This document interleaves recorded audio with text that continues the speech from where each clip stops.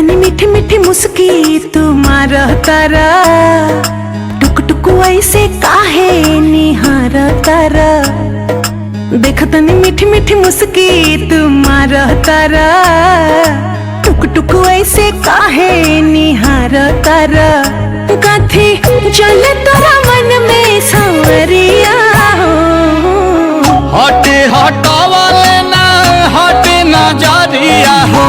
जनमा रे जान हो मधुन कलर सरिया, मन करे कहसली भरिया कवरिया हो।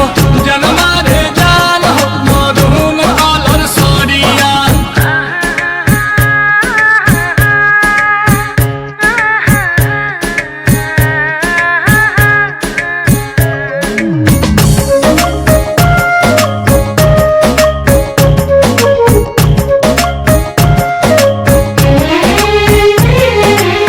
बिजली टूठा हो तारू दिलवा प हमारा हो, अपन डोलाई के कमरिया।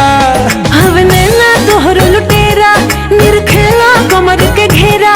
उठे अजब गजब के नासा, जनी ऐसे मतिया फेरा। सच हाँ के करेला मस्करिया हो, लागल बा फालती को लहरे झलरिया हो।